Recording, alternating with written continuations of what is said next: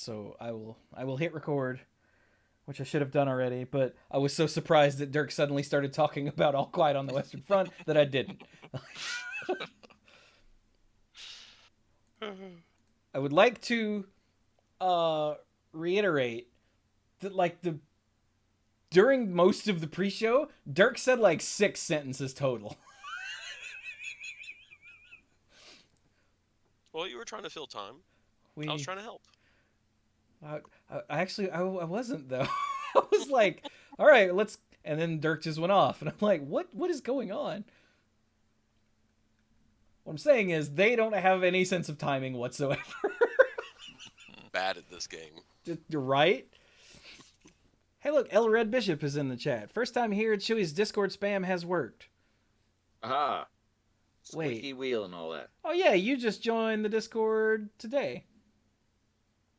Cool. Yes, yesterday, today. Time has no meaning. What even is time? I have no concept of the passage of time. Well, I'm glad it worked. Because, goodness knows, we need more audience members for these shows. I was just remarking to the dorks how our incredibly negative episode about how Wizards of the Coast is an evil company has literally 3 times the views on YouTube as our last episode, which is about engaging with your hobbies. And that's depressing. Because I feel like that second episode was way better. The first one was just us being angry. But I see why there are so many like right-wing red pill douchebags on the internet now who just get on there and be angry and they get millions of views because it's way easier, apparently, because people appreciate that more for some reason. I don't understand. Something like that. But anyway, now that 2 minutes have passed, I'm sure the recording is kicked in. So let's go. Here we go. I didn't change the damn episode number. I knew I missed something. Where is it? Episode number. Aha. There we go. All right, now here we go.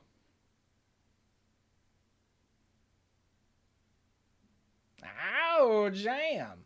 Hello, everyone, and welcome to the Mana Pool. This is episode 662 of the Mana Pool, and I am Chewy. Because we're starting so incredibly late, I'm not going to let the dorks introduce themselves. So Hi. I'm joined by these other dorks. Brian? Yep. That one's Brian. Mike? Present. That one's Mike. And Dirk. That's a me. It's a me. Dirk. I mean, him. Not Mario. Not Mario. Although you sound more like Mario than Chris Pratt. Okay. So, a few episodes ago, I think 3 episodes ago, we did a first episode about video game genres. Because, again, this is a topic that fascinates me on how genres in video games don't actually mean anything anymore other than like a rough descriptor of what the game is gonna be, which I think looking back is what genre is supposed to be, but like video game genres have become such a giant melting pot that like it doesn't even matter anymore. Yeah. So last time was a bit of a mess, but we talked about platformers and Metroidvanias and real-time strategy and 4X strategy and sports games in general and racing games. And I think that was it, because that's all I put in the thumbnail. I'm pretty sure that's it. But now we're going to talk about some more. So I hope you all have one picked out, but I'm going to go first because apparently none of my co-hosts know what this means. So the subgenre I wanted to talk about is roguelike. Because I have played a lot of roguelike games. I did an entire charity stream of just roguelike games once that went for I don't even remember, like, was it 14 hours or something? It was a long time. And so yeah, that's what we're going to start with. So, roguelike originally comes from an old ASCII game called Rogue. But for the purposes of the modern interpretation, that doesn't matter. I'm also not going to get into the nitpicky differences between roguelike and roguelite, because that's nitpicky nonsense that doesn't actually benefit freaking anyone, so stop it. That's. Oh, I didn't realize. I thought that one was a mispronunciation of the other. I didn't realize those were two different things. But Yeah. we're not going into the difference. So, what is a rogue like? So, broadly, a roguelike involves a variety of factors, some of which are more important for something to be considered a roguelike or not. My personal interpretation is that roguelike has permadeath. Not so much like, okay, one of the best roguelikes, if not the best roguelike to date, is Hades. And it's not really permadeath because Zagreus doesn't actually die. But everything that you have gathered in any specific run is lost when you die. Right. Okay. And like, I know one that Mike has sunk entirely too many hours into is The Binding of Isaac. And Isaac also doesn't die, but anything that Isaac has accumulated during any given run is lost when you die, and you start back at square one, right? Yep. Start back at square one. Yeah. There's permadeath and there's randomness. Usually in the generation of levels or dungeons or maps or whatever. So it's always different every time you play. Those are the two big ones for me personally. My favorite ones have a progression system outside of individual runs. So like Rogue Legacy, I think was the first roguelike I ever played. And when your character died, they were dead. But any gold that you accumulated could be spent on your next life to permanently upgrade yourself. And in Hades, like you use darkness to permanently upgrade yourself, to give yourself extra health or whatever. So when you did your next run, you had that already set up. Exactly, yeah. So each run was independent, but you had an overall progression system where you could get better, which made subsequent runs a tiny bit easier so you could get further into more harder stuff. Like in Rogue Legacy 2, for instance, the first time I accidentally dropped down into what was the final area, like a random enemy killed me in like 2 or 3 hits. And so I avoided that place forever because it was the final area and I think I was supposed to be going to the second area. And then as I put money into various stats and health and armor and whatever over the time I played, the next time I went down there, which was on purpose, stuff did not kill me in 2 or 3 hits. But because your progression is usually gradual, you don't really notice it happening. So, yeah. There are other things like being turn-based or resource management. In all of the games, the roguelikes that I really enjoy, your life total is your main resource management. Like, my favorite ones are, let's see, Hades, where healing is key. Slay the Spire, where again, healing is key. Rogue Legacy, where healing is fairly rare. Because, if you can restore health, then you can last longer and see more of the gameplay. Right. Mm-hmm. And so let's see, for permanent upgrades in Hades, like I said, you're upgrading your weapons and your self and your little companion characters and whatever as you go. You're also unlocking more story. That's why Hades is one of the best, because it doesn't matter if you're winning or losing, there's always stuff that's progressing. Like you can unlock new abilities and you're progressing storylines along, and you're learning about the different gods and characters and whatnot, and moving relationships with them along. And it, like I said, it doesn't matter. Like I know that for me personally, I apparently am pretty good at Hades, so I think my first clear was on my, I want to say 16th run, which the other people that were playing Hades that were watching at the time were like, that's super fast, holy crap. And I went, oh. And I know that my buddy Ben, it took him forever to get his first clear, but he was seeing story things and whatnot that I had no idea about.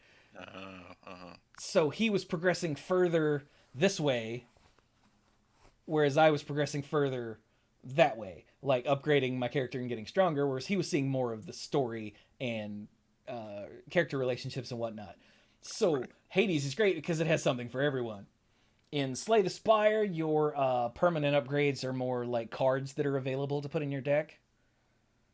That's another thing. Roguelike is always half of the genre. Like, Rogue Legacy is a Metroidvania platformer roguelike. Slay the Spire is a card game roguelike. Inscription is a different kind of card game roguelike with a creepy dude in a cabin. Anyway, what's the other thing? Hades is a top-down. It's not like is it a dungeon crawl? Hack and slash. It's like a top-down hack and slash Diablo style game, whatever that would be. Roguelike. Isaac. Yeah, Isaac is it's a, I would call that like a top-down run and gun game, sort of. Yeah, it's kind of like it's basically a dual stick shooter. Yeah, sort of. So, yeah, roguelike is always more about the mechanics of the systems in the game, and then you have another genre to describe what the minute-to-minute gameplay is. Yeah, I would say, I know Kingdom of Loathing I've seen described as roguelike before, but it doesn't have a permadeath system. But it does have a very extensive ascension system. Very extensive. I don't know what that means. With all the skills, like carrying over, like the gold you carry over in Rogue Legacy. There's skills you can learn and keep with you through different reincarnations after you finish the game and start another run. Oh, okay. That's cool. And it even borrows the name Ascension from that mechanic in the original Rogue. At least I think that was a mechanic in the original Rogue. After if you're able to finally get to the end. Unless I'm confusing that with another game, like some old mud that I'm getting confused with it. I mean, yeah, fair enough. Close enough. We're not historians here. Would you consider Diablo to be a roguelike, at least on higher difficulty levels where there is a permadeath? That's so weird that you say that, because I was going to get Mike to say that again. Because Mike said that earlier during the pre-show. Yeah, Mike goes, I think Diablo's a roguelike. I'm like, Diablo is not a roguelike, and I paused and I went, unless you're playing on that mode that has permadeath, then it's possibly a roguelike. I mean, because Brian wasn't here for that. That's terrifying. No, I was just thinking, like, okay, so the maps are randomized, except for certain like boss levels or whatever. The maps are randomized. The drops are 100% randomized. So I was just like, I wonder. It doesn't have some of the other things, but so I was just offering that up as a suggestion, not as a conclusion. I feel like Diablo is really kind of almost its own thing. It's like, oh, it's a Diablo game, or it's a Diablo clone, you know? Yeah, Diablo is one of those games it seems to have smashed together enough other genre things to become its own thing. That and how much of it has set the trend for other games to follow. It's true. So, But like like looking when we're at talking about my Metroidvania, Metroidvania games come from Metroid Castlevania games, so to speak. yeah, looking at my Steam library here, Crypt of the Necro Dancer is a Yeah. rhythm-based dungeon crawler roguelike. Yep. Dead Cells, another one of my favorites that I'd completely forgotten about, is a another Metroidvania roguelike. Don't Starve is listed as a roguelike. I don't know if that's accurate or not, but if so, it's a survival roguelike. Enter the Gungeon is a Mm. like a looter shooter type thing, sorta top down. FTL, which I'd completely forgotten about, is a spaceship management roguelike. Spaceship management roguelike. It's hard to Yep. yeah, pretty much, because you're just going from thing to thing, and then something random happens, and then you die, and then you start over. Chat brings up Curse of the Dead Gods. Yeah, that's another one. I don't know much about it. I have it, but I haven't played it yet.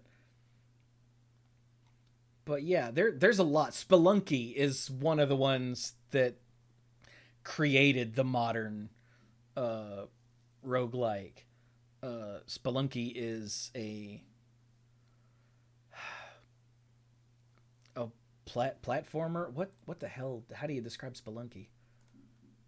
Let's go look at the Steam tags. It is an action roguelike platformer. Oh, and difficult is listed as the fifth one down. Yeah.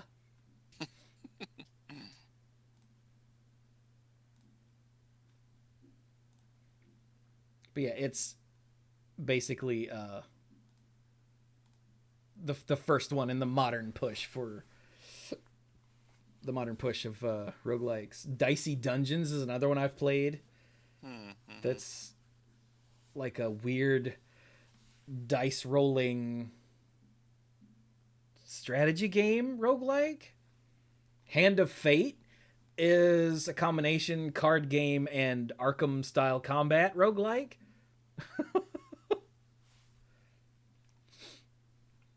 There's a bunch. And yeah, I love it because at least I love the ones that have the progression systems, because you can, like, you play a run and then your run ends, and then you can upgrade yourself to with whatever you've collected and then keep going. And that's part of why I've played so many of these and for so long, because each run, at least again for the ones that I enjoy, each run is fun in and of itself. And then there's this separate game about using your resources to make yourself stronger, and then you go back into whatever the regular game mode is. So yeah, Dirk brought something up earlier. Dirk, what did you bring up when I was talking about roguelikes? Nuzlocke on Pokemon. Yeah, and I don't So the way that the counts? rules, That to me. yeah, the rules on Nuzlocke is you have to name a Pokemon. Any Pokemon you catch, you have to name something so you get attached to it. You can only catch one Pokemon on any route you go on. It has to be the first one you come across. Although maybe the rule is if you already have that one, maybe you can pick a different one, like the next one you come across. But you're only allowed to catch one Pokemon, so that means that you have a very small team. And if any of them are like knocked out in combat, like their hit points go to 0, you either have to put them in a box and never touch them again, or you have to release it. And so it makes the game very difficult. Yeah. I have never done a Nuzlocke. Trevor loves doing Nuzlocks. He never gets very far. but it makes it so when you go into battle gym leaders and stuff like that, it really makes you be like, I have to make good choices, because if you go in and you lose a Pokemon, you don't have a big team roster, because if there's only 18 routes in the game, then you only have like it's 19 Pokemon, because you get the starter. And each gym leader is probably going to knock out one or a couple, unless you've got like a banger up team that can take on a lot of situations. But it makes you have to choose wisely your tactics. I get the feeling that you've sort of latched onto the permadeath term in roguelike, and this came to mind, and that's where this connection. Yeah, well, I mean, that just sounds like you're playing Pokemon. Random aspect. There's the random aspect, because you don't know what your first Pokemon's going to be that you come across. Yeah, but in a specific area. It's still just one playthrough. Like you don't have different runs in Nuzlocke, but you do, true. but you're literally just starting the game over, which isn't quite the same. Mm-hmm. Yeah. Like, I see where the connection came from, but I think Nuzlocke runs are just challenge mode for people who've played too much Pokemon in their life. Trying to spice things up a little bit. Yeah, like speedrunning Metroid or whatever, you know. All right, I've already mastered this game. Now let's do something to make it harder. Yeah. Very much. Okay. But yeah. Way back in the chat, El Red Bishop said, I don't know the difference between roguelikes, roguelites, or if there's any difference at all. Oh yeah. Like there's a thing called the Berlin interpretation of what a actual full-on roguelike game is, and it's got 8 high value factors: random dungeon generation, permadeath, turn-based, non-modal, meaning that every action should be available to the player regardless of where they are in the game. So not like a Metroidvania, I guess. A degree of complexity due to the number of different game systems in place. Resource management, hack and slash gameplay, and explore the map and discover the purpose of unidentified items in a manner that resets every playthrough. And then it's got a list of 6 low value factors. And like, it's turning whether or not a game is a roguelike or not into a mathematical equation. And like, it just, I think they're missing the purpose of genres by doing this. Which is why I just classify anything that has like the random level generation and permadeath, preferably with the overall progression, but that's not entirely necessary, as just a roguelike, and I'm done. Huh.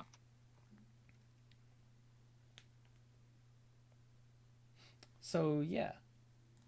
One of the pros of this is that you can have basically any other genre attached to it. And because the roguelike is just the systems that are at work in the game. Like I said, I rattled off 5 or 6 different genres that I've played as roguelikes. Yeah. Mm-hmm. Like their first person shooter roguelikes. What's the one? Crap. There's one that's a PlayStation exclusive that's like a AAA first person roguelike with a really insane story that, but I don't know what it's called because I don't have any PlayStation systems. I have a PS2, but that doesn't count. Is Deathloop a roguelike? I don't even know. But yeah. Basically any genre you can think of, there's a roguelike for it. Almost certainly at this point. And so that's one of the upsides, is you can mix and match it with anything. The downside is, unless you're Supergiant Games and you made Hades, it's really hard to get across a story to the player because like if the player gets stuck and just can't progress, then they're not going to see anymore. Right. But that's another reason I like the ones that have the overall progression system, is because if they get stuck, you just keep grinding until you're strong enough to get past where you are. Because I can guarantee you, you're not going to get over leveled for what's coming up later. I assure you. So that's neat, but pacing, in other words, could be a problem based on the skill level of any given player.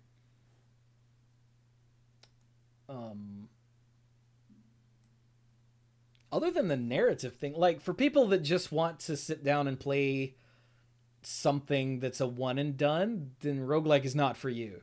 Mm-hmm. But if you want a game that you can play for a very long time, then maybe look up some roguelikes, because I guarantee you, again, if there's any genre of game that you like, there's a roguelike that's in that genre. Like, just scrolling more, we've got turn-based combat. Darkest Dungeon is a roguelike. That's turn-based trauma simulator.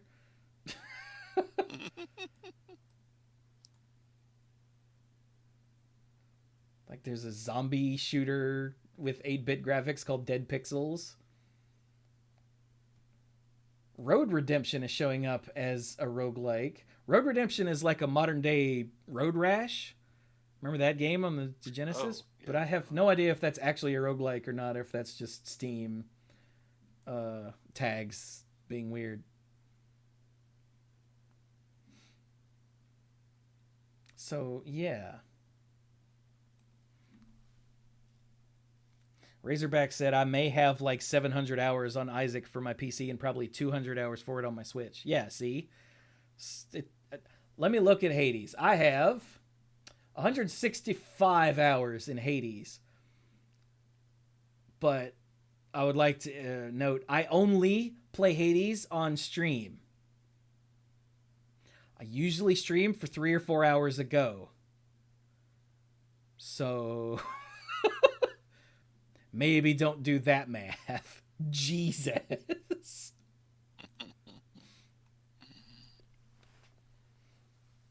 So, okay, that's the genre I wanted to talk about, because it's one that is... And it's also really good for streaming, because I'm playing Hades again. Obviously, I've played Hades again a lot. But like, oh yeah, I'm playing Hades again, and people know what to expect. And it doesn't matter if my runs are good or not in the long run. As long as I'm playing, and having fun, then people can come and watch and understand what's going on. Like, I've got 67 hours in Dead Cells. I've got 77 hours in Slay the Spire. And again, these are all games that I only play on stream. So, wow. No wonder I haven't played all these other games that I'm planning on playing in the future, because I've been playing roguelikes all this time. So yeah, the downside is you won't play anything else.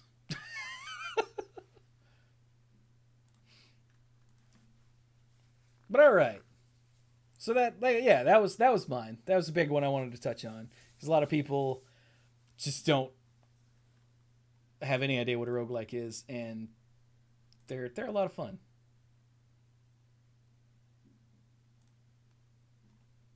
So, what have you guys got? Pick a genre. I could say shooter. Yeah, so if we're talking about video games, I mean, you kind of have to cover shooters as much as they've been a staple of just, computer gaming in general, ever since something like, Return to Castle Wolfenstein, which I think I've first played on my grandpa's computer, at his house. So you mean first-person shooters? Yeah, first-person shooter. Yeah, that's what I mean. I know that Yeah, that's what I mean when I say shooter. I know there's lots of different stuff like your Gradius style, space shooters or whatever. But that's what I mean. FPS, the first person shooter. Okay. Yeah, when you said arcades, I was like, oh, so like Space Invaders, and you went Return to Castle Wolfenstein. I'm like, that was never an arcade game. Did I say arcades? I thought I heard the word arcade in there. Okay, I can't remember what Maybe I I said. was just making that up because my brain was thinking about Space Invaders. Maybe. But now, when he says Return to Castle Wolfenstein, I think he means Wolfenstein 3D. That is what I mean. Yes, Yeah. Return to Castle Wolfenstein was something much later. Way later. Yeah. Yeah. That, That like, I also played the hell out of. You played with your brother. Mhm. So yeah, the yeah. first-person shooters didn't start with Wolfenstein, but they basically started with Wolfenstein 3D. Yeah. Yeah. Was that ID Software's first person shooter? I think so. Yeah. It did Wolfenstein 3D. Because somehow they had the rights to the Wolfenstein games, which is weird, and they decided to do something completely different with it. Mm-hmm. And like I said, it wasn't the first one, but it was the first one that got popular. Like, a lot of popular. Like, way popular. And then they made Doom, and it was all over. Yep. So, first-person games are much like narration. When a story is written in first person, then think H.P. Lovecraft. The character's always saying "I," like I did this, and this is what happened to me. Because you're there, it's first person, and the first-person video game genre does that too. So you're looking out through your character's eyes. I know I'm explaining this like you're all idiots, but I'm just trying to be thorough. Like, you're looking out through your character's eyes and from a first person perspective. So instead of moving Mario forward, you move forward. Right. Funny enough, you know what the hardest person to write in is? Second person. Have you ever tried to write second person? It's way harder than you think it is. Yeah. Second person is usually like instructions. Like recipes are second person. Hey, here's what you're doing. Choose your own adventure book. Possibly? Yeah. No, he's right. Yeah, I can see that. Yeah. Yeah, I actually watched a YouTube video not long ago about second person games, and they only found one example of it, and it's one mission in Driver San Francisco where you are in a car driving, but you're controlling the car in front of you. That's weird. Yeah. And the car that you're driving is really just AI trying to keep the car that you're driving in frame. And that was the only example they could come up with of a second person game, and I thought that was fascinating. In Driver San Francisco, you could jump into another person's body. And so, yeah, it's very strange. But anyway. So yeah, the first major first-person shooter that anyone cares about was Wolfenstein 3D, and then Doom elevated it even further, and now it's everywhere.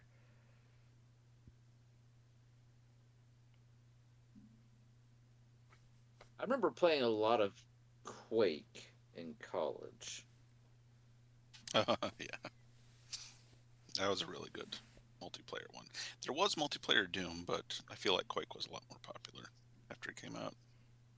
I mean, Doom was the game that coined the term deathmatch. Yeah.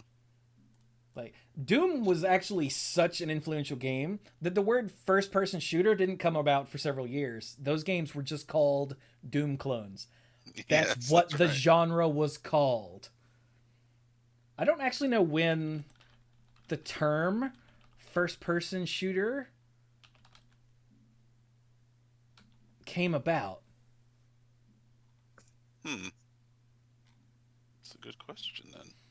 because, like I said, for the longest time they were called Doom clones until eventually someone realized, all right, this isn't really a clone of Doom anymore. Let's come up with something better.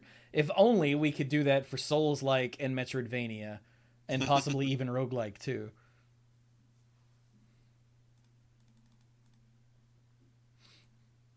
But yeah,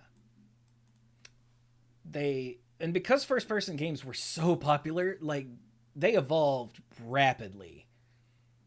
Like Wolfenstein 3D, all the levels were like flat. Yes. And then with Doom, the levels were still flat as far as like the game was concerned, the game logic, but the way they were displayed, you could have stuff that was further up or lower down, like you could have different levels vertically, but there was no overlapping. Yeah, it wasn't true. Yeah, if you don't already know, it wasn't true 3D because you couldn't have something you couldn't have two things with like different z coordinates but the same xy coordinates. You couldn't have things on top of each other. Yeah. You could have stairs going up and down, but you couldn't have a floor and then a floor directly below it. Yeah, not a thing. Doom couldn't do that. Now, see, this is where I actually get into something I was going to bring up last time we did this, and I ended up having to get off the call. This is something that appeals to me in general, and I don't. This is not really a subgenre, but this is something I love about particular games, and this is a type of game I will always be drawn to.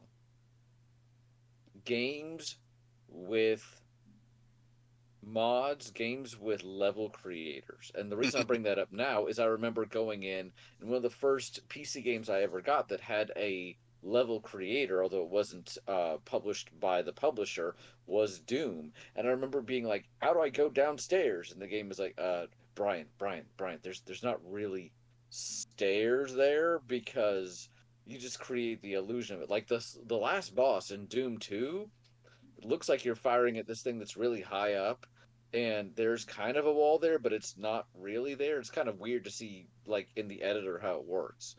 But but no, I love any game where you can create customized levels, which probably doesn't surprise these guys at all from the amount I like to like make up card games or whatever. But like going back to last time when you guys were talking about sports games and I wasn't there, there was a golf game for like the PC, and you're like, and it was not at all stimulating. But my brother and I figured out how you could go in and make new levels, and all of a sudden, you know, every level we came up with had a mountain, like that you could never hit with a hit over. Like the driver would just hit it, and it would cause the game to stall out. Or every level would be like a lake with a little bitty hole, like 500 feet away. So stuff like that. And then going back to first person shooters, like I said, I loved creating levels for Doom. And then kind of springboarding off of that, do we include Descent in first person shooters? I believe that we do. Oh, I Because mean, yeah, it's, it is literally. it's a first person. Yeah, it's literally from the first person perspective. Right, but it gives you a greater access, whereas Doom is literally 2D with the appearance of 3D. Descent is actually 3D, and that was another one where I would spend hours just making custom levels. And it was too bad that this was like in the first days of the internet because I had no one to share them with. But man, I was proud of those. So I love, just as a side note, any game where I can make my own levels. It's probably for the best that I don't have a Switch and I don't have Mario Maker because you would have stopped seeing me like years ago. Which is weird So, because I but did stop seeing Brian years ago, but that's because the world ended. that's because the world in it. But you still hear from me. You wouldn't even hear from me. You're like, "Where's Brian? He's making a new Mario level again." Yeah, Yup. yeah. So Yeah, Descent was one that I could not handle. Like, I no, borrowed the discs from someone, probably Scott, and installed it, and it was too 3D for my brain at the time. yeah. When my brother and I played it, I think we were still too just young and inexperienced at like harder video game. We could not keep track of where the heck we were in the No, level. not at all. we'd be like going around for an hour, and then suddenly I realized, oh, I'm in this room, but I've oriented myself, like 90 degrees this way without realizing I've done it. It's like, that's why nothing looks familiar. Yeah. Yeah, you definitely have to keep careful track of that. And because it was early game, it was early in the PC gaming world for that sort of game. The map system was crap. Oh yeah. Yeah, I couldn't handle that. But like I've, good lord, I have played just a stupid number of first person shooters, and that's not counting the stupid number I haven't played. Like in that update thing where I listed off some of the stuff I'm gonna be playing for streaming content in the near future. Like I haven't played any of the Halo games beyond some of Halo 3. I haven't played any of the Half-Life games. I Another one that was brought up in the comments was BioShock. I played BioShock for a while and didn't get into it. So I haven't really played any of those games. I'm sorry, you haven't played Half-Life? No. Wow. Well, I was never a PC gamer back then, so I got you. No, I got you. I just, it's one of those life experiences, Yeah. But as soon as I'm done with the Doom franchise, Half-Life is what I'm jumping into next. Quick correction. I mentioned Quake earlier. I'm pretty sure the game I played the most of in college with other guys was actually Unreal Tournament. Ooh, back then that would have got you shot. Yeah, I know. I know. I'm correcting myself. Like I think the first person game that I really fell in love with was GoldenEye. Ooh. Oh, there you go. I heard they remade that a while ago, and it just did not get the same attention that the original did. I mean, it wasn't exactly a remake, if I remember correctly. It was something, I don't know. I never played it. And then Perfect Dark came out, and Perfect Dark was like GoldenEye, but better in every way. Fight me, it was. And yeah, I found there were some of, so if I recall correctly, in Perfect Dark you had the main story mode, but there were optional just like little side things you could do just from the main menu. You could take on challenges or whatever, and it would be like put you down in this limited area and you had an objective, right? I remember thinking, oh, that's a cool way to kind of get into the game. And you go a couple challenges, and then all of a sudden it would put you against a little ET looking alien, and he moved 5 times as fast as you and had the best guns. And I was like, I think you're thinking of Perfect Dark. I don't remember the challenges in GoldenEye, but it has been a very long time. I'm talking about Perfect Dark. I'm talking about Perfect Dark. Okay. Yep. Yeah. And I remember renting that game with Jimmy and multiple times and being like, what are we missing? Like, why, how are we supposed to be able to do this? And I guess now it would be like, get good, question mark. I'm raising my shoulders as I say that. So when you were saying Perfect Dark was better, I think it made a lot of the mechanics better, but I wasn't sure like why it was so unfair sometimes. Just like pointlessly unfair. But GoldenEye and Perfect Dark, I mean, just come on. I mean, there's a reason why those games are so beloved. Could you imagine now in the day of the internet of like not having to split the screen or like be accused of looking at somebody else? I would go on with Jimmy and play uh GoldenEye, and both of us would do the challenge where we're both just like, all right, take off the timer, go into the facility, and just make each of us just picked an area and threw down as many mines as possible, and the proximity mines, and just oh, such a good time. That man, yeah, I love GoldenEye. Yeah. When you're talking about mods earlier, I just wanted to make it. I just remembered real quickly. Our favorite way to play Doom for me and my brother was this mod that was on like this just random CD of like, oh, here's 500 games, that our dad got one of us for a birthday or something. That's just like, full of demos or whatever. But it was the Doom demo with a mod on it that changed all the sprites and sounds to Simpsons stuff. That was one of the more And it popular was Doom mods, yeah. I fantastic. never We I love never saw that one, but I think the first mod I ever played in my life was somebody did that, but it was the Aliens movie. And it. Oh, like they cool. even stylized it to be like the movie, like the first level, spoiler alert for a mod that's like 30 years old, literally had no aliens, and the whole time you're like opening doors and you're like, oh god, oh god, oh god. And then the second level has you going into the hive, and it was really well done. They did a good modification of the weapons, so that they really felt like the weapons, and the aliens looked really good. That was the first mod I ever played. It scared the crap out of kid me because I'm like, I'm gonna die. Oh god, there's an alien. You know, complete with Queen and everything. So that was really well done. I did not play the one you mentioned though, but The Simpsons, Yeah, it was very fun. cool, cool, cool, cool. So yeah, shoot, and a lot of it's interesting because a lot of what you kind of take for granted from, oh, this is what a first person shooter is, has really evolved over time. Like there's some now that have like RPG mechanics, right? Oh yeah. So Yeah. Everything has RPG mechanics now. Like, I mean, GoldenEye was one of the first games that evolved, other than shoot everything for the first person genre, mhm. because that actually gave you spy stuff to do and you had objectives for each level. And I remember thinking that was just the coolest thing ever rather than just run in and kill everything that moves.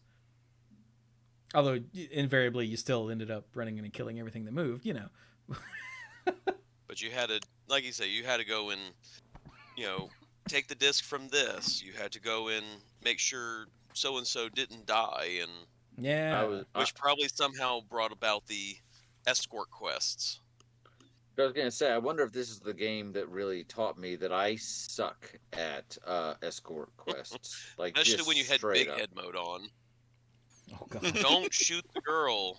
Or Donkey Kong mode where everyone had the huge heads and the huge arms. But yeah, first person games, like everyone talks about first person shooters because that's by far the most popular use for the first person perspective. But like I was just thinking of all the first person puzzle games that are out there. Huh. Like Myst? Portal is the Oh. one that jumps to everyone's mind, which is still a shooter because you're shooting your portals, but it's not the murder shooter. And the same The thing murder shooter, I like that. that's also where you get the Fallout, like Fallout 3, Fallout 4, Skyrim, and all them. Well, yeah, that They're all brings you first into person the RPG side, like Brian brought up. Hmm. Yeah, Fallout so- 3 I mean, was so the many first Fallout game I played because, again, I wasn't a PC gamer, so why would I have played 1, 2, or Tactics? But, yeah, Fallout 3 was an RPG with first-person shooter mixed in, whereas, what's the other one, damn it? The RPG looter shooter that everyone has played but me. PG looter shooter. I don't know. Damn it, chat. With the siren Oh, is one of the classes. What the hell is that called? My brain has just farted. I can't remember the name. I know what you're talking about, but Jesus, I can't remember. Borderlands. There we go. There it is. Yeah, so Fallout 3, this is how it was described because they came out at a similar time. Fallout 3 is an RPG with first-person shooter mechanics, and Borderlands is a first-person shooter with RPG mechanics. And yeah, it's weird how the order you say things in drastically changes the game. But yeah, jumping back to puzzle games, like they've become more popular recently. where we've got things like I said, like Portal and Portal 2, but then there's one of the more recent ones is Superliminal, which uses perspective as a puzzle solving mechanic. So like when you pick up a table, let's say there's a chess piece on the floor and you pick it up and hold it up and bring it closer to you, when you let go, it stays the same size. So you can alter the size of objects based on how you hold it and look at it. And you use that to solve puzzles. That's cool. Yeah. And then there's stuff like The Witness and the Talos Principle, where you're physically walking around a world where there are puzzles you have to solve. And first person also brings us into like the walking simulator games, weirdly enough. Stuff like Gone Home and Stanley Parable. The Stanley Parable, yeah. The disappearance of what's the damn character's name? The Vanishing of Ethan Carter. There we go. Sorry. And games like that, which are told from everyone's gone to the rapture or something like that, where the story's told from the first person's perspective, but there's not a lot of action necessarily. Like, you're just in the first person perspective to experience this story or this circumstance or whatever. Wait a minute. What's the last thing you said? Stanley Parable. Stanley Parable. Damn it, there's somewhere I was very much. There's no action in that game. It's just, hey, just listen and do what the narrator tells you to do. Or don't. Or don't. And if you do, he's going to make fun of you the whole time. There's something else I was going to go into, but I thought it was bouncing off of what you said, but apparently not. Oh, there's even a first-person survival, at least one first-person survival game now, Subnautica. Oh. Which is a first-person game where you're on a planet that's mostly water and, you know, craft and survive and eat and drink and blah, blah, blah. Yeah. First-person game, like, back in the day, first-person games were limited because, oh, well, they're just going to be shooters, but now you can have lots of different stuffs that are in the first person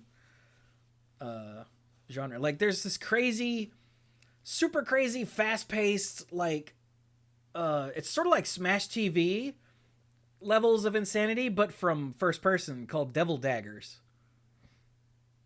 I heard about Devil Daggers and watched a playthrough of it. Like, that game is insane and crazy fast paced. And yeah, there's a whole subgenre now called boomer shooters, which are modern first person games that deliberately invoke older games like Doom and, you know, Serious Sam and early Quake and Unreal and whatnot. Like, there's a whole subgenre called boomer shooters. Oh, Serious Sam, an old game now? Gosh, I guess it is. Yeah, dude, Serious Sam is from like a billion years ago. When was the first Serious Sam? Serious Sam. Not Serious Sam 4. Started in 2001, so yeah. Wow.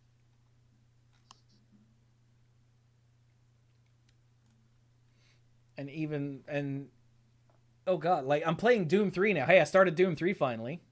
Cool. It is a straight up horror game. Which is in and of itself another subgenre, but we can get back to that. Yeah, and first person I think horror games are very popular. I was gonna say, and there's the one that everybody thinks of right away, right? Amnesia? No, I was gonna say, not Perfect Dark, but the one that you clearly thought of right away. Yeah, well, I can see it. The Tome of Eternal Darkness. Is that what it's called? Eternal Darkness? Yeah, Eternal Darkness is not first person. No, it's third person, though. Yeah, no. It looks more like Resident Evil. Which Resident Evil, once again, has also... Actually, yeah, Resident Evil has made the jump to first person for the last two games. But is a horror film A horror film. Well, it is that too, but it's a horror game that is at least somewhat first person-y, and depending on the entry, I mean, yeah, the two new and is a ones. shooter, and is a shooter. Yeah, the two So new ones are straight up first person. And a couple of the like rail shooters. There's a whole other genre. Most VR games are actually in first person. Now that I think about it, because the whole thing about being in VR is looking around, as if you were there. mhm. So, yeah. So Resident Evil 4 in VR is a first person game, huh? But yeah, like I think the point I was getting at earlier, what used to be a limitation of a first person game where the only way you can interact with things is to shoot it or punch it is not the case anymore, No, because game Pokemon's design of course is going to keep growing. Pokemon Snap. You take pictures of it. Yeah. Marvel Snap. You do not take pictures of it, but That is not first person. Um so yeah, I guess the only real downside of first person games is because there really aren't any limitations, is your limited point of view. yeah, which is design space in and of itself. Yeah. Like a horror one, the fact that you have a limited point of view is very much a factor. Yeah. Layers of Fear jumps to mind specifically, which is built heavily on when you're looking at something, it looks like this, but if you turn around and then come back to it, it's changed and it makes you jump. Buh. That was a really good game, but it scared me. How what was it, the game with the light or the camera, and the only way you could see the ghost was with the camera? Fatal Frame? Was that what it was? I mean, Fatal Frame is the first thing that comes to mind. That was third person.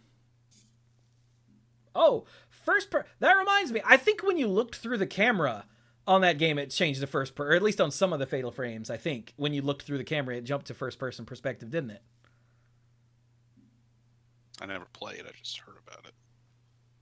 I just remember it being a scary game that the only way you could see is you were first person looking at stuff, and that's when the creepy stuff would happen. Yeah, that was the other thing I was gonna say, is that first person as a perspective can be a gameplay mechanic. Mm-hmm. Like in a third person game, when you pull up your sniper scope, you can jump to first person, or you could jump to first person mode in the Arkham games. Or some of the Arkham games, when you were looking around. Mass Effect is when you looked at the sniper scope, you would jump to first person. Yeah, see? And Mass Effect is a third person game, right? Yep. Yeah. That's what I thought. I've actually never played any Mass Effect games. You believe that? It happens. So yeah. The other main drawback of the first person perspective in games is motion sickness.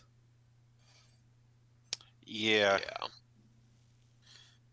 If you're not ready for the way the graphics move around. I remember even when the original Mario Kart came out, people was it Mode 7? Were like, whoa. Yeah, it was a different perspective at the time, and now we look at it like, okay. But yeah. Like I know that Al, who whose name I shout out at the end of all these podcasts, he can't do first person things, so he doesn't hang out on my first person streams for very long. Megan, one of the when I went to visit the girls, Megan and Casey, Megan gets car sick extremely easily, and playing in VR, she did not last very long, even in games that weren't VR intensive, because the act of moving her head and looking around in VR just threw off her balance entirely. So, like, there's a whole group of people who first person games are completely alienating towards, which is too bad. And that's part of the issue too, is that with first person, you are going to have your vision limited to what's only in front of you. You don't get to have the peripheral vision, except for what's on the screen, which is still more or less what's in front of you. You can't see what's behind you. And that's part of the dynamic of having horror games in that genre, is stuff can creep up on you and just wouldn't know it. Yeah. And good game design will take that limitation into account. Like, I don't remember, there was some old first person game I played. I can't remember what it was now because it was bad. But it kept having things spawn above you where you couldn't see. And like all of a sudden you'd be taking damage and you're like, what? And you'd have to like back way up. It was one of the, before you had the Z axis motion in games, and it kept spawning things above me. I kept having to back way up to be able to see what the hell. And it was just frustrating because it was game design that didn't take the limitations of the genre into account. Unless it was just trying to be a dick, in which case I guess it worked fine. But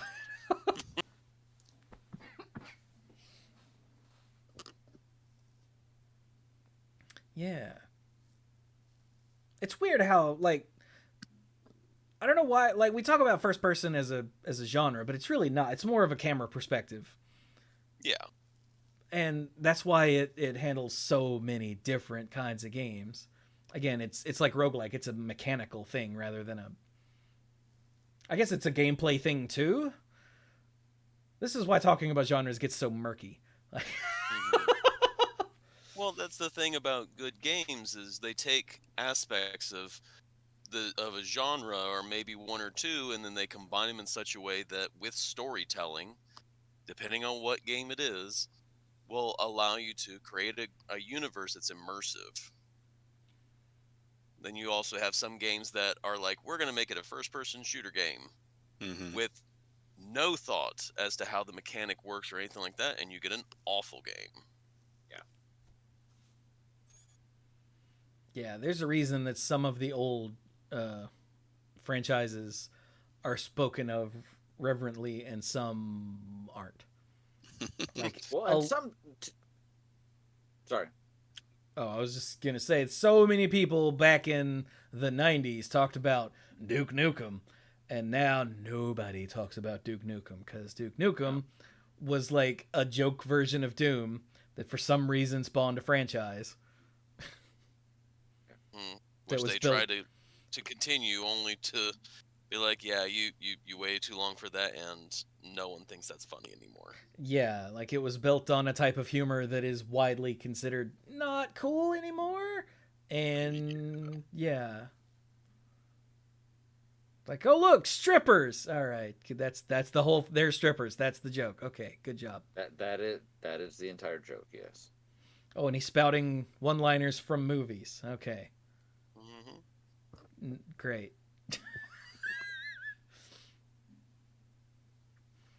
And then Duke Nukem Forever was a punchline for so long, it should have never come out. Yeah. It was better as a punchline. Kind of like Half-Life 3. I don't even think there are any plans for a Half-Life 3. I think it's just not going to happen. That's what I say. It's a punchline at this point.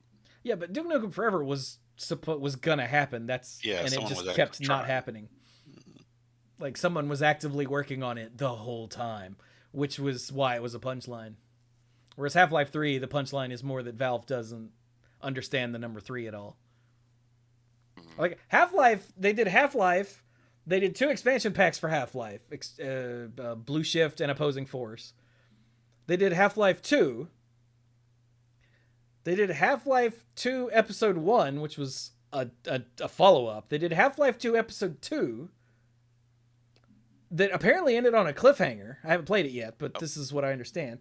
And then eventually, many, many, many, many years later, they made Half-Life Alyx, the VR game.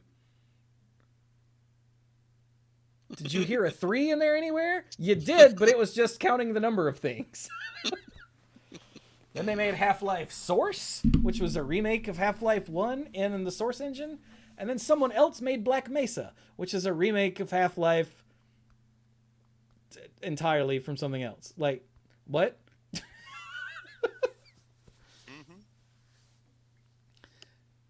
So Valve is just allergic to the number 3, is all it is.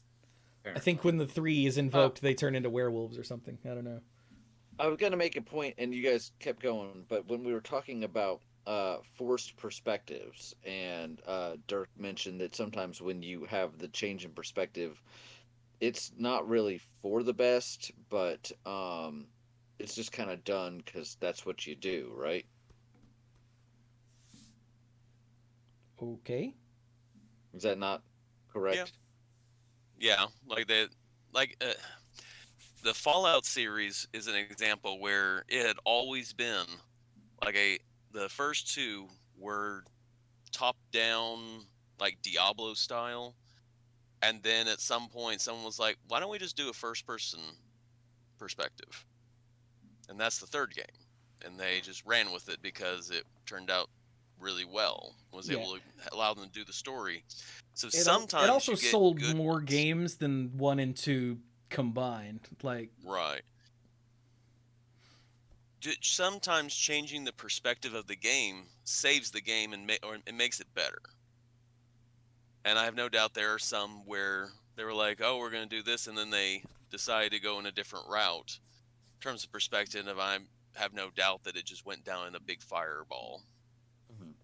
Well, I was just thinking as well of the move from 2D to 3D, yeah. especially with the N64. Mario did a really good job with it. Hmm.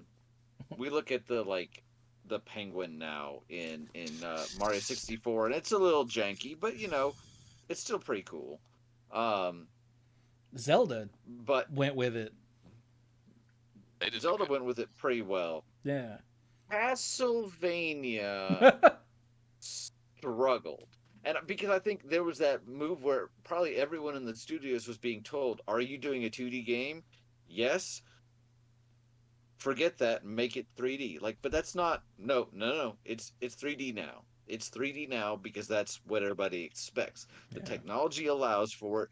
Therefore, that's what you have to do it.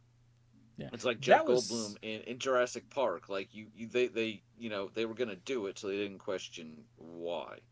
Yeah, Go that ahead. was just the video game industry around that time though. The PlayStation and the Nintendo 64, everyone tried to make the jump to 3D and some of them didn't make it. Hmm. But Yep. that's not what we're talking about. No, I just wanted to point that out. But I'm trying to think if there sometimes are any the games that jumped to first person and it just didn't work. And I'm sure there are, but it's not coming to mind. Well, the one that I was told, and I never played it, that seemed incredibly out of character for it was the third God of War game. Because you had done third person the whole time. It had been told a story, and then apparently at the very end of it, it became first person. Oh, For some odd reason, for like in order to wrap the game up. Oh, okay. I was like, God of War 3 was still third person, Dirk. What are you talking about? Okay, gotcha. Like the very end of it is you were beating Zeus to a pulp. Spoiler alerts. oh And no, apparently you the shoot God of into War first killed person other view. gods. Yeah, I mean, I never got around because it was on a system that I didn't have at the time, so I never got it and just never got around to playing it. But apparently, you jump to first-person view to beat the snot out of Zeus, and then that was the game. The game ended. Well, I mean, that was just like a set piece thing to Yeah, emphasize what but you were doing. That wasn't so much a shift in genre. yeah, but again, it's a case of why did they suddenly jump to this when you had literally spent the whole game in third person? There was no rhyme or reason to do it. You could have done the exact same thing and not have jumped to first person.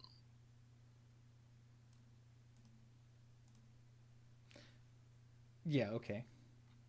I still think what you're talking about is a completely I'm different topic, I'm but Sure. Oh yeah. Anyway. I get where you're coming from, Dirk, but I also agree with Chewy. Like, we're talking. Yeah. Yeah, we're talking about like shifting the entire games from game to Gotcha. game, not. From game to game, not from within the game. Yeah. Right. Anyway. All right. What's another? Are we good with first person games? You think? I think so. I think so. I think we covered that pretty well. You know they're still making Call of Duty games. Jesus Christ. Yeah. Well. I'm sorry. Apparently they're still remaking Call of Duty games because the game that is either just came out or is soon coming out as of this recording is Call of Duty Modern Warfare 2, which is a game I played like 10 or 15 years ago. Yep. And that's what's coming out. And someone mentioned this to me recently, and I was like, what are you talking about? Oh, no, it was a commercial. I was sitting with the parents, and Mom was like, oh, are you going to play that? And I went, that's Modern Warfare 2. That game came out like ever ago.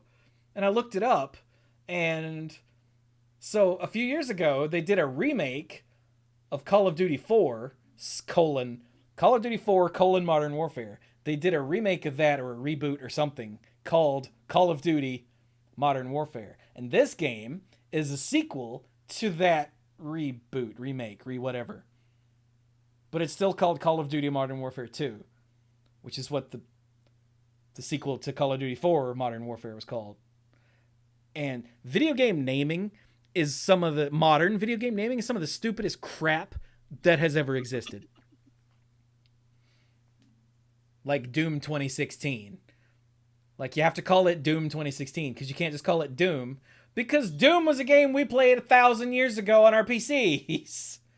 But for some reason, instead of when they made the new one, instead of calling it Doom something, they just called it Doom. So now everyone calls it Doom 2016. Well, isn't it like there's dumb. also like Sonic 2006 or something? Because they wanted to be like, okay, we're going back to whatever. But yeah, and that's dumb. They don't. Like Mortal Kombat did that. The 9th Mortal Kombat game was just called Mortal Kombat. But now the one that followed it was called Mortal Kombat 10. The one that followed that was called Mortal Kombat 11, which means everyone calls that one Mortal Kombat 9. Why didn't they just call it Mortal Kombat 9? Anyway, yes, it was a giant reboot, but call it something else. Like, don't just call it by the name of the original game. There are so many words out there. Anyway, sorry, that's just a rant. All right, let's pick another genre. One that is sort of a very niche one is MOBAs. MOBAs, yeah. There's the big three. Mm-hmm. There's Dota 2. Defense of the Ancients, which is Dota. Yeah, I mean, the games that are currently running, there's Dota 2 and League of Legends are the two big ones. And then a distant third, since Blizzard sort of stopped caring about it, is Heroes of the Storm. So what does MOBA stand for? It's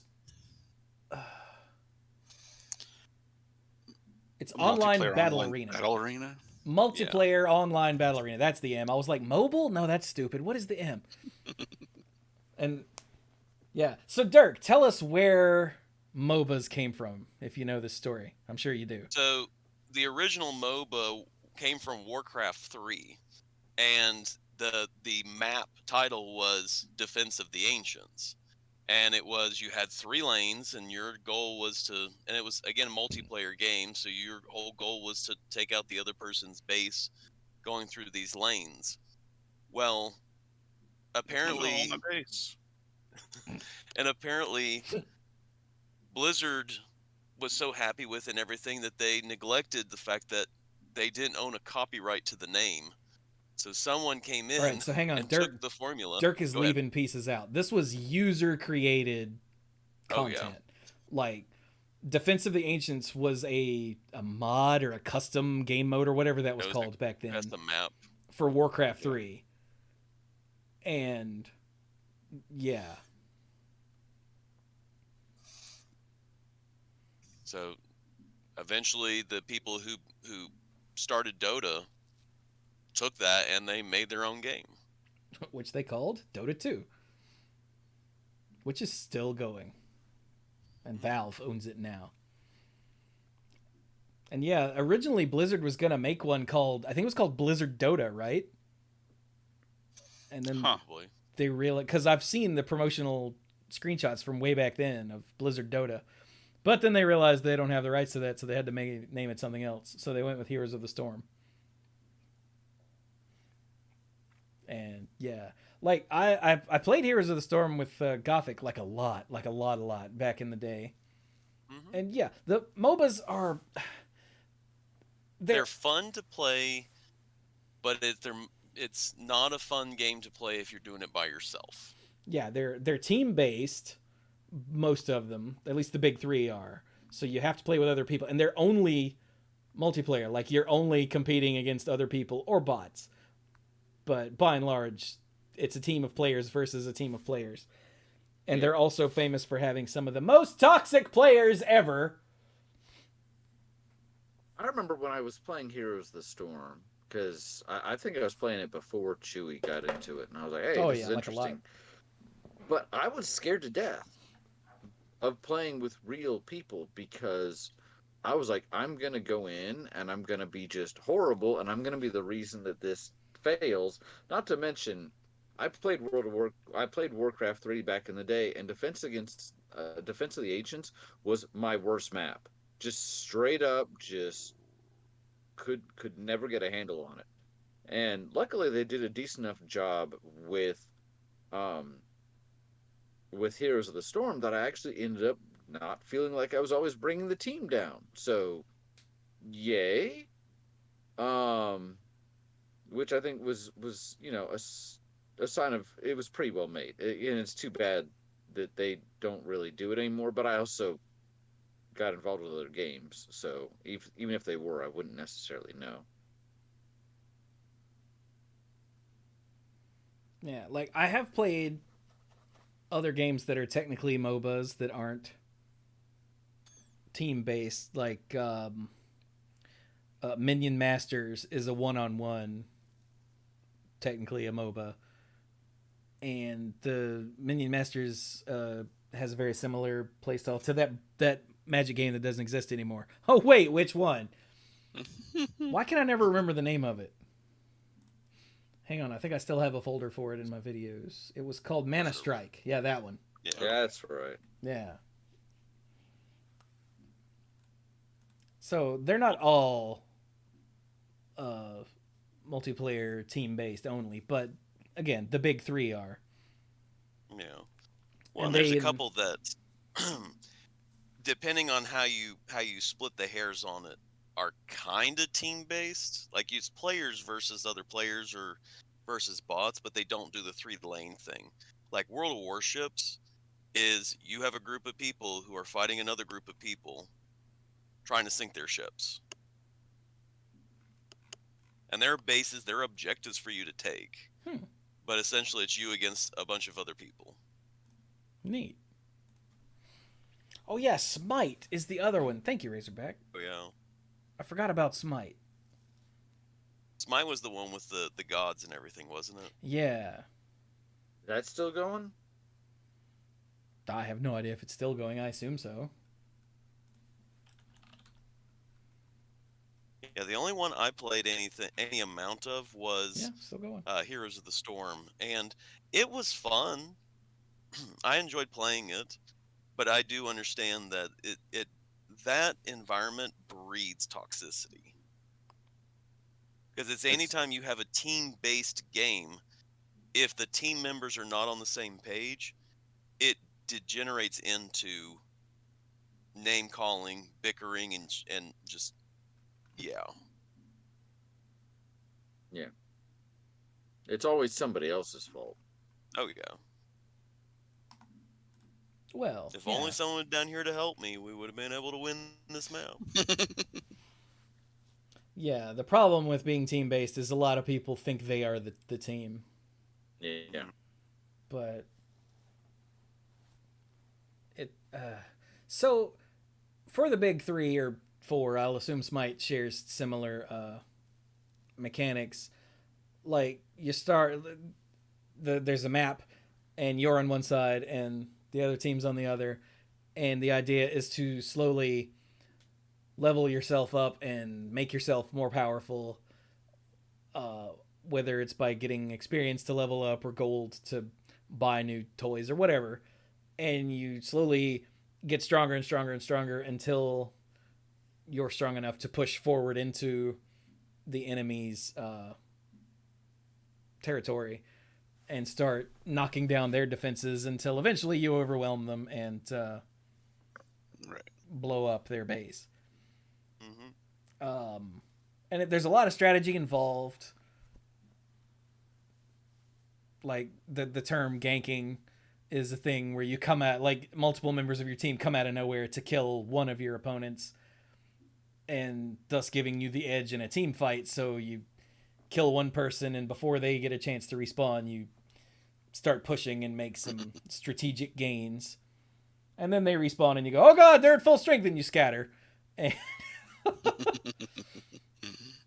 and yeah, it's a whole big strategy thing, because it came from Warcraft 3, which is, you know, a real-time strategy game. So it's essentially real-time strategy, but with different objectives, let's say. From play mode. Yeah. And yeah. And then it's weird. The auto-battler genre. So real-time strategies had a custom game mode of MOBAs that spun off into its own genre. And then MOBAs had a custom game mode of auto-battlers, which spun off into its own genre, which I always found fascinating. Like, Auto Chess was a custom game mode in Dota 2 that became its own thing with Dota Underlords, which was abandoned a long time ago now, sadly.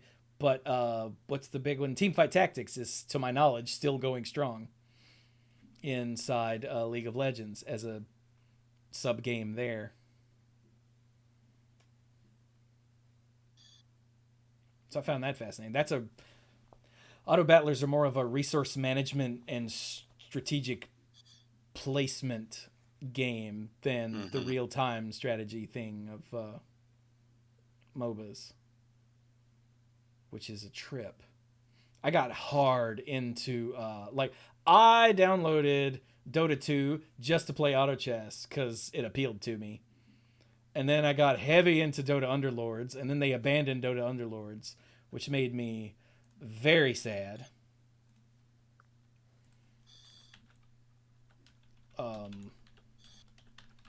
Then when Dota Underlords was last updated... Oh god, did they take the website down? Oh. Oh, no, it's still here. Update notes. Was last updated so long ago that they've removed the update notes. There's just a blank page that says Dota Underlords update notes. Like, the actual patch notes are gone. Wow. Wow. That's how long ago it's been. That makes me sad. But then I downloaded League of Legends just so I could play Teamfight Tactics to scratch that itch, but I don't like Teamfight Tactics, so got rid of that relatively quickly. That's me personally. Everyone freaking seems to love Teamfight Tactics, but the gameplay differences didn't do anything for me, and in fact, they seem more of a barrier than an enhancement. One of those things where if you know what you're doing, then it's really powerful. But if you don't know what you're doing, it's a massive barrier to entry. And even once I learned what I was doing, I realized I wasn't enjoying it anymore. Like, my opinion on video games is once they turn into something that's too similar to work, I'm out. So, which is why I've never gotten into MMOs or anything like that. So, yeah. Anybody here ever play Minecraft? Yep. No. No.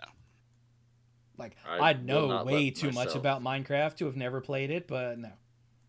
I could tell you a lot about Minecraft. What would you like to know? I mean, so could I, but I've still never played it, which is bizarre.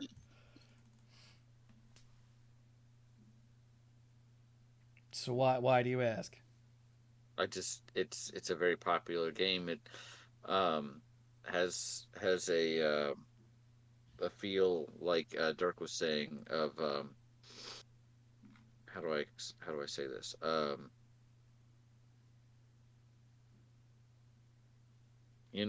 feel like I had a point. I did have a point. Gosh darn it. It's not That's really an MMO, but it's a game that you kind of sink further and further into.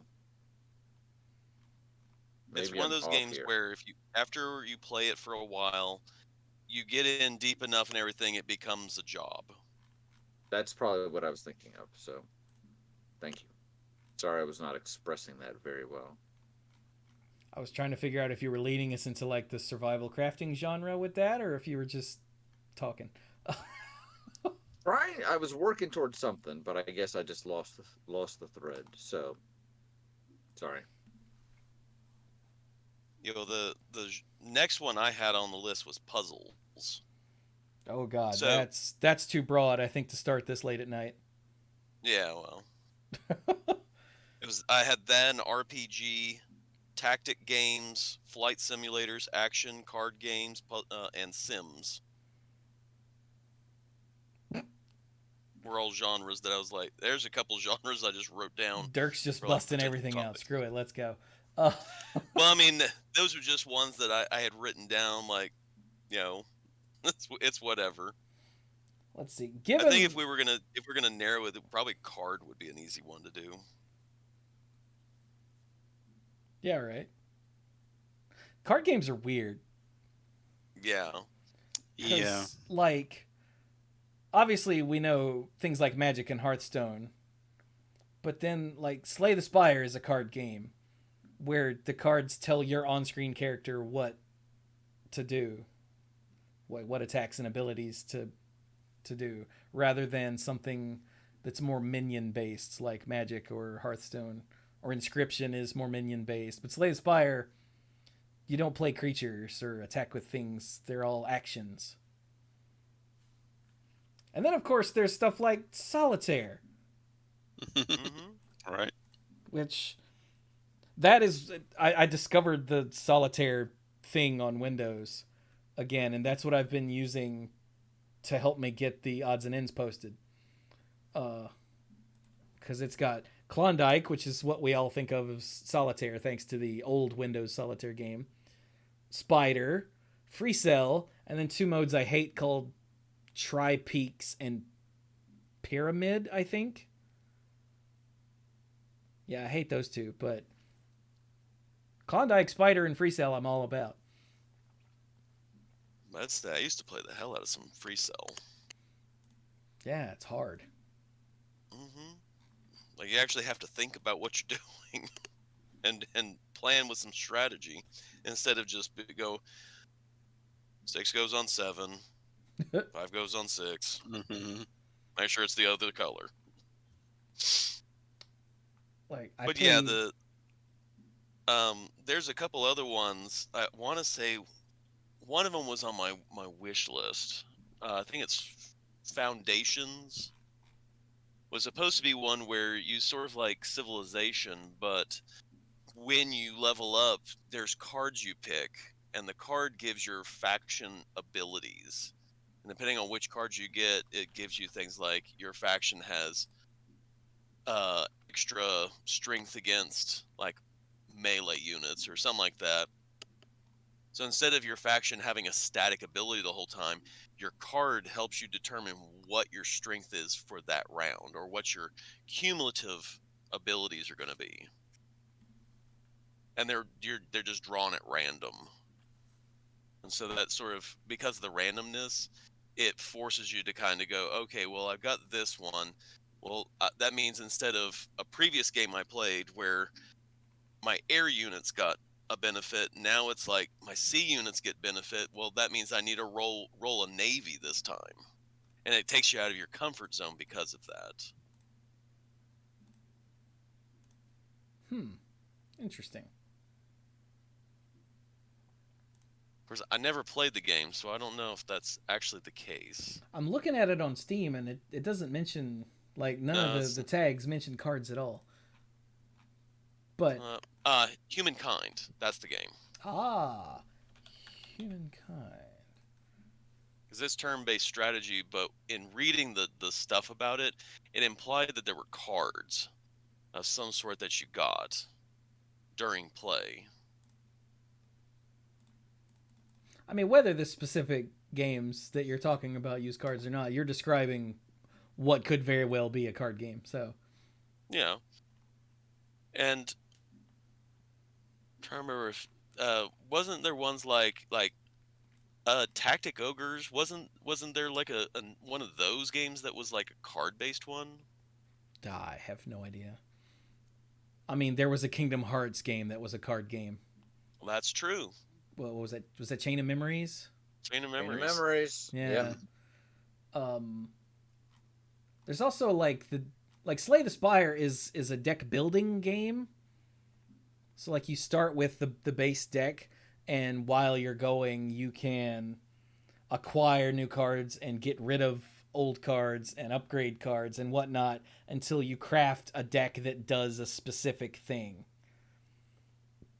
And each of the classes in Slay the Spire have a variety of different builds, essentially. Pardon me. You can create like the Ironclad. You can make the big armor deck where you build up a lot of armor and then use your armor to smash people. And like the Silent, which is like the rogue type character. You can have the zero cost deck where you build up cards to where every turn you can just have a bunch of attacks that cost zero, so you can just and do damage like that.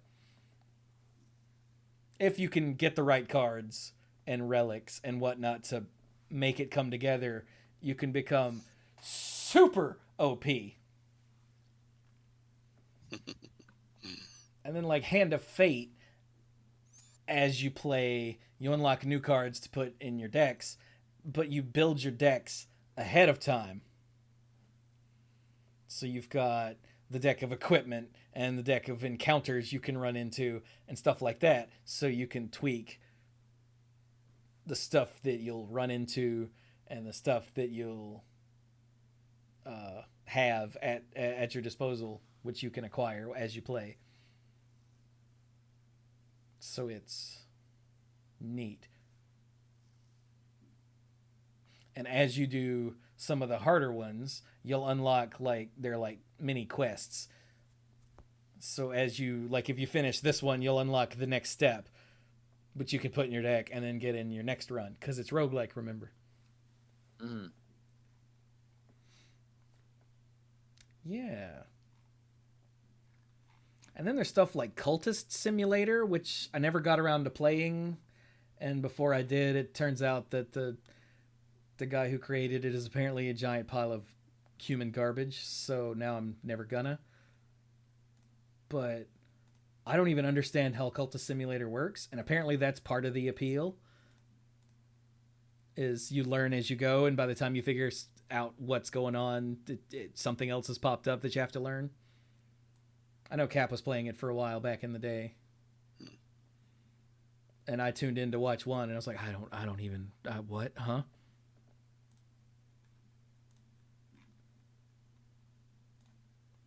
And then there's Guild of Dungeoneering.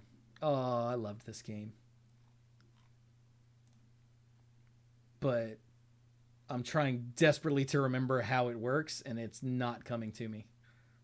Like the actual cards. I got nothing, because it's been so long since I played it. When did I last play it? In 2018. That would explain why. Okay. But that's a weird little dungeon crawling card game. Yeah, I have. It's been almost 5 years. All right, give me a break. 4 years. Sorry, 4 years. And 2 of those years have been 1,000 years. That's true. Felt like.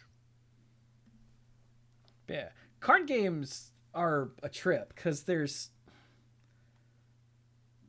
it's not so much that there's only so much you can do with cards. Because with, game designers these days, you can say there's only so much you can do with, and then someone will pop up and prove you wrong within minutes.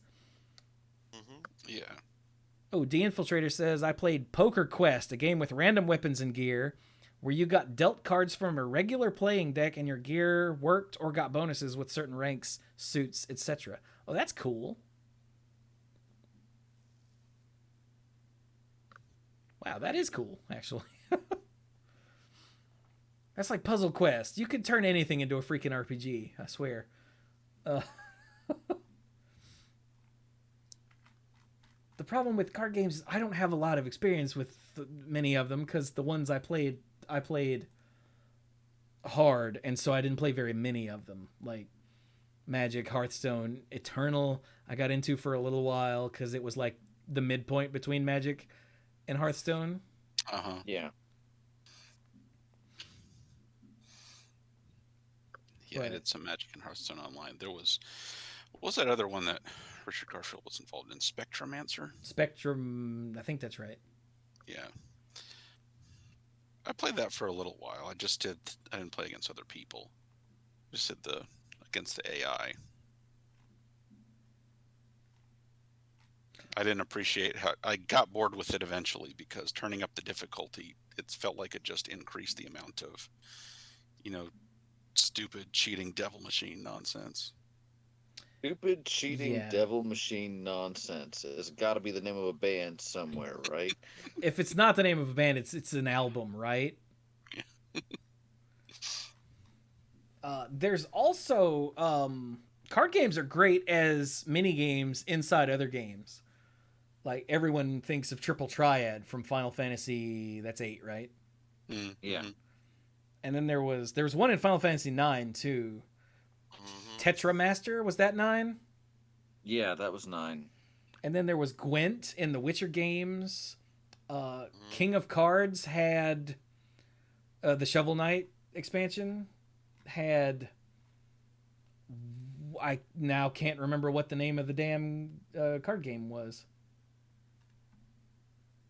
Huh. That bothers me. That damn card name. I mean, pretty much. Hang on, I can check the achievements. Joustus. There we go. And yeah, card games are great as additions to other games to break things up. Yeah, little mini games, like you said, from the Final Fantasies, and I've never played Witcher, but apparently Gwent is like its own thing. So. Oh yeah, Gwent actually has its own game.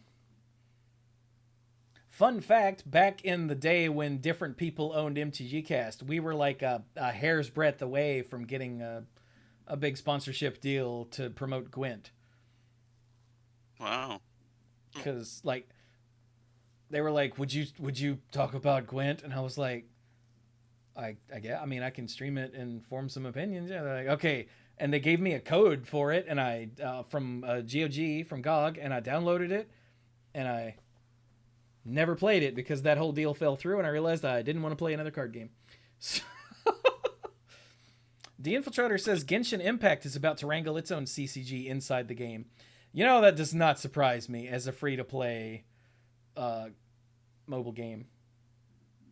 Putting a CCG inside it seems like the sort of monetization thing that would fit. I wonder if the kid is still playing Genshin. I'll have to ask. I remember playing in Fable 2, I think there was a card game as well. Oh yeah? Mm-hmm. Never played the Fable games, but Yeah, me either. Fable 2 card game gets me Fable 2 pub games as an Xbox Live Arcade game. That is not what I want. That's a separate. What it was. It was. There was a pub game in the game, and then they, but before it came out, there was a pub, like a card or something you got that sort of gave you an intro to it before you even the game even came out. Huh. Well, when I Google Fable 2 card game, I get Fable 2 pub games, which is a separate game on Xbox Live Arcade. Which is maybe they also made it into a separate game like they did for Gwent. Well, yeah, it's a game in the game, like Gwent. That's weird. And because I never played any of the Fable games or had any interest in them, I had no idea about this. 3 pub game styled minigames called Keystone, Fortune's Tower, and Spinner Box. Huh. How about that? Learn something new every 6 to 8 weeks. That slows down as you get older. Is it?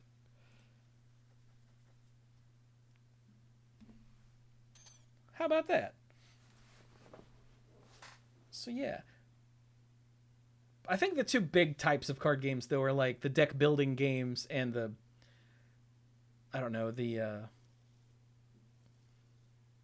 deck playing games, I guess. I don't know. Like Slay the Spire, the whole point is to build your deck as you go. Like what's the big one that everyone knows that was a physical card deck building game?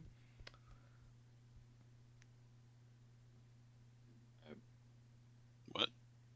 The big one that everyone knows that was a physical. Like not a video game. It was an actual game in a box. Magic the Gathering. No, that's not a deck building game. Deck building is not part of Keystone.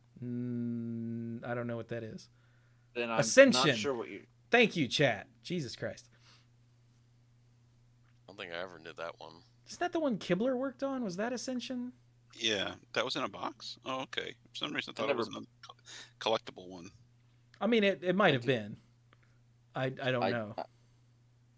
I did not know the first thing about it. Yeah, so there's the games where the whole game is building the deck, and then Magic is a game where building the deck happens before you can play the game. Which is my whole point. Like, Hearthstone is not a deck building game. Yes, you have to build a deck, but that's not the gameplay. That's what you have to do in order to get to the gameplay.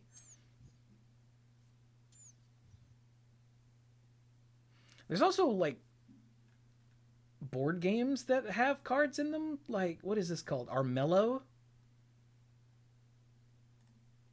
It's listed here under cards. I don't actually know anything about it.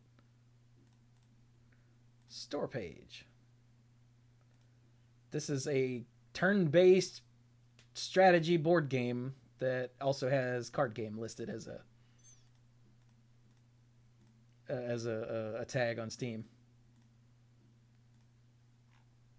That's cool. So hey, for anyone who's like, hey, tell us about Armello, there you go. We mentioned Armello. It came out in 2015, but it's one of those games that, you know, people who love it really love it. And it's about anthropomorphic aminals fighting. It's a fairy tale board game come to life, it says. With every match combining deep tactical card play, rich tabletop strategy, and RPG elements. Wow, we're just hitting all the genres here, aren't we?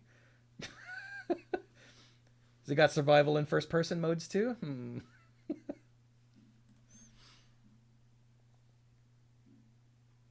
Yeah.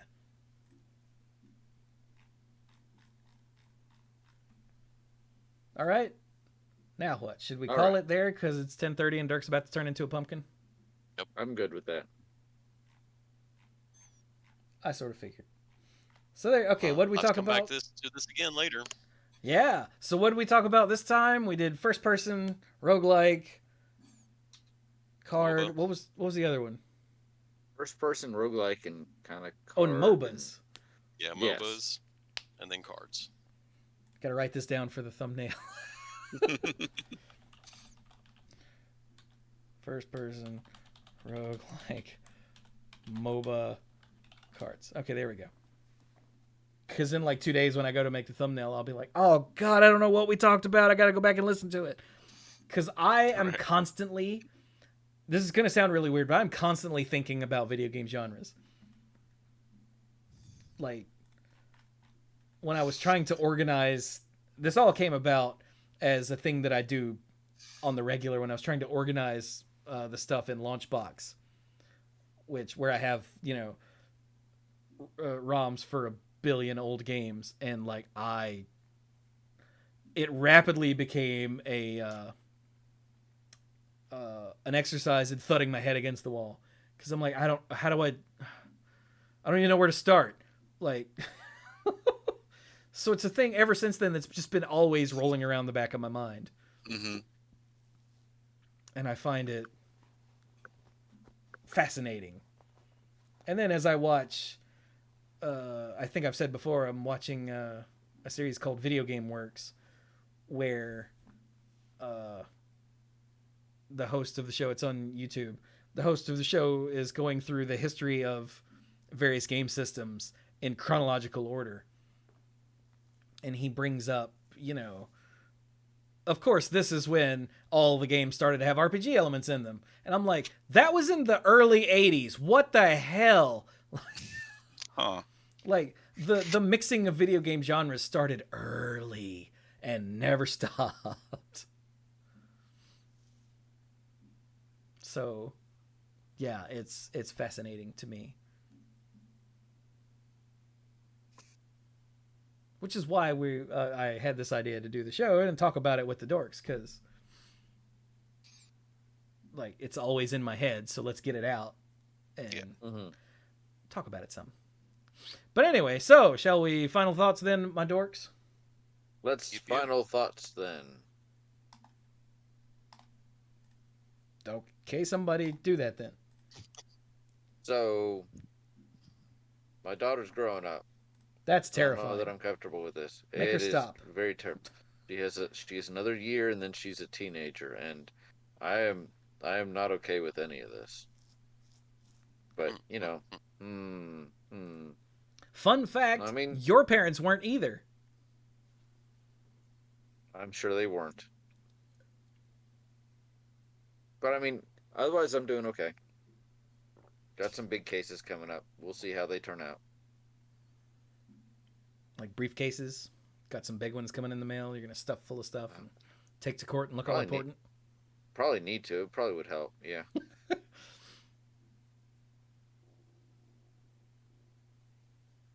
All right. Well, my final thoughts. I have been playing Final Fantasy VII Remake and playing the intergrade part of it and thoroughly enjoying myself.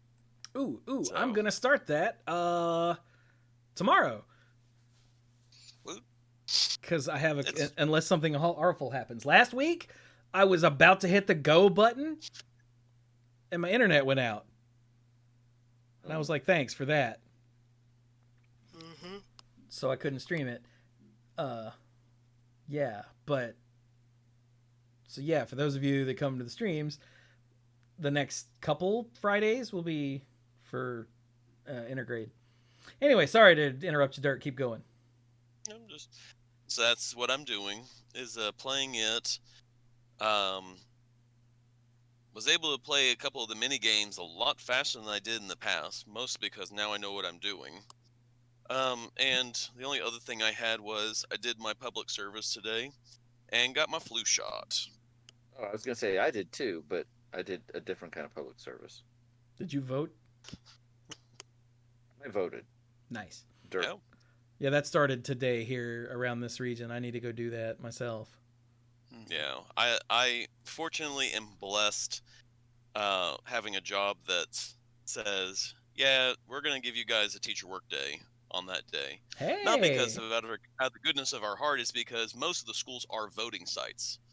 And so if you're going to have all these people, these strangers coming onto the school grounds during that, you might as well, especially nowadays, you might as well just go and be like, yeah, just don't come to school that day, kids. That is depressing and also true. Because it was like, yeah, I mean, I'm kind of glad it was this. And then I thought about it. It was like, oh, most of them are voting sites. Yeah, that would be a really bad thing to have, just like random strangers coming in and out of the building during a school day, wouldn't it? Yeah. So yeah, that's probably the reason why we have a teacher work day that day. What a glorious world we live in. Yeah. I Hey, at least hate they it put here. 2 and 2 together. So, as opposed to, I very much remember working at a school where you still were in school during that time, and they were just like, no, you just have to deal with it. Now go to school. Now to go to school. So that's my final thought. I'm gonna have And to I'm go ahead.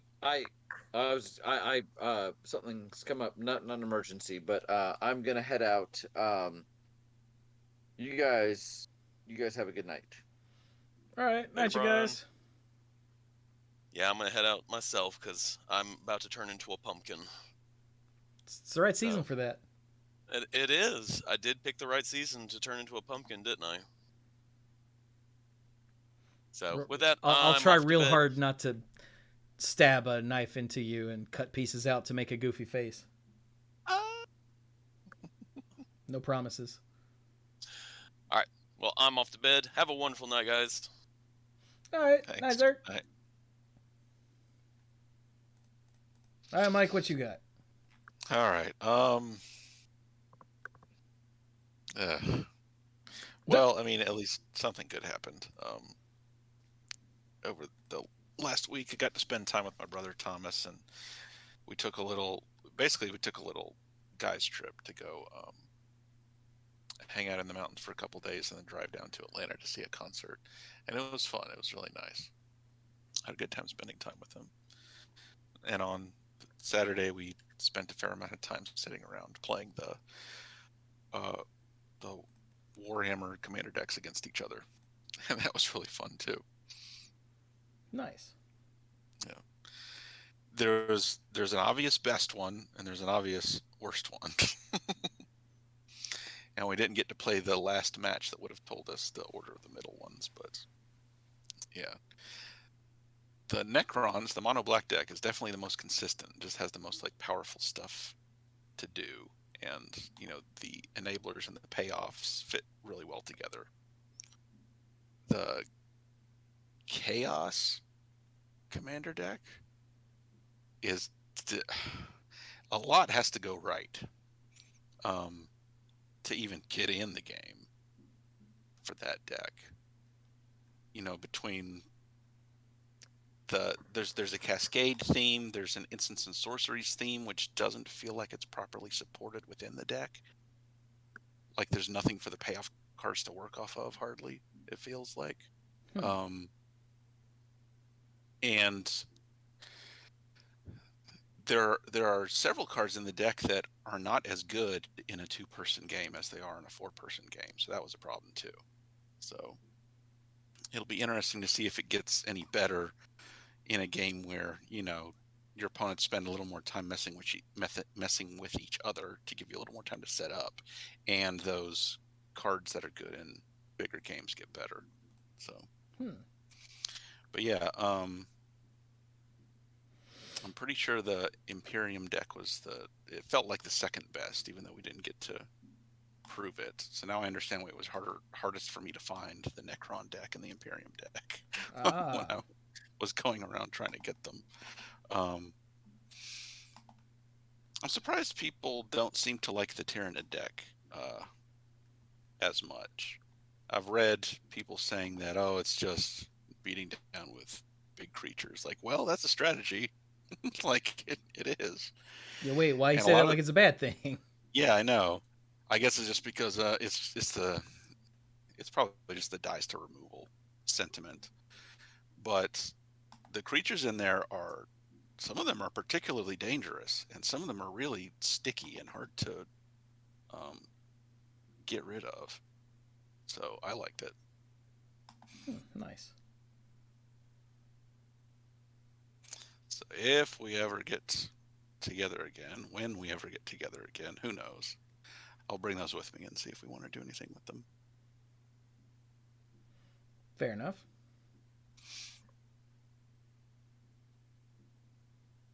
So that was my review of the 40k commander decks. Nice. I guess. Yeah, I guess that's it. Oh. Well, okay then. As for me, I've been playing Inscription. And oh my god, that's a weird game. It's also super spoilable. So if you have any interest in playing Inscription, you should play Inscription. It is a roguelike card game with sort of pixel graphics that has just, it's weird, but I can't tell you what kind of weird without spoilers. So again, if you have any interest in playing Inscription, you should play Inscription, because I've been streaming Inscription. I've done 2 streams now, and the first stream I was like, oh, this is pretty cool, and then the second stream I was like, what just happened? How does what? Like, it doesn't. Okay, here's the thing I can say. I said this to Amanda earlier when I was trying to explain it to her, but I could give her spoilers because she doesn't care. She'll never play it. But, like, it doesn't so much break the fourth wall as kick it down around you and punch you in the face. And then there's a wall again. And you're like, what just happened? What? How does that fit? What?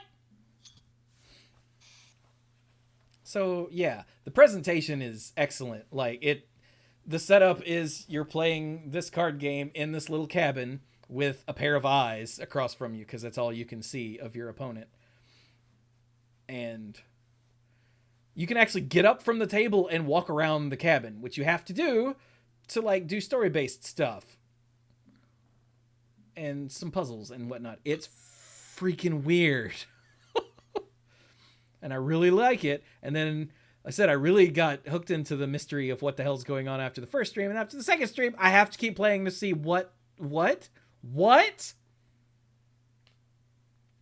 So yeah, if it doesn't interest you at all, then you should totally come hang out on the stream when I'm playing it, because this game is freaking cool. And it's got just enough strategy in the card game itself to make the minute-to-minute game. It's like if Hand of Fate and Slay the Spire and, I don't know, Hearthstone all had a baby. Because Hand of Fate is you're playing against an opponent who's sitting across from you, and it's a card-based game, and it's your opponent who's the problem.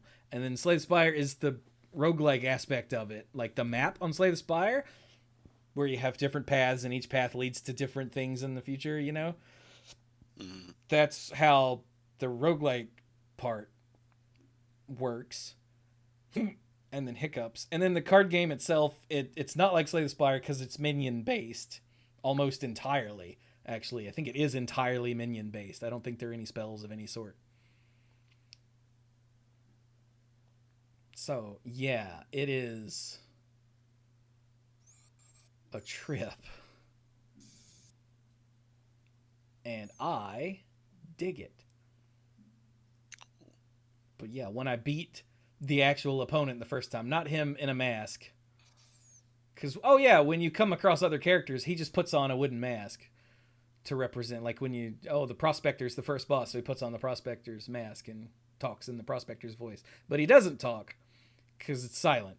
Like, there's no voiceover until there is, and that's so weird. But, yeah. So he speaks like, yeehaw, there's gold in our cards. I'm like, what in the hell? And yeah, it's cool. It's cool. But anyway, that's what I've been playing. And now, like I said, now that I have a controller again, my controller finally got to me. I got an email today saying they received my defective one, and they're going to put in for the refund for this advanced shipment that I didn't get for 2.5 weeks. So I'll get my money back eventually. They're like, oh yeah, it'll take this many days, and then this many days, and then this many days, depending on your bank. But you'll get it. And I was like, great. Sort of hoping I could get it this week, but I guess this week is Thursday. So I was kind of hoping I could get it next week, but that looks doubtful. But anyway. What else have I been doing? Inscription and Final Fantasy. I played some more, let's see here. Sort by. Last played. Oh yeah, Doom 3. Duh.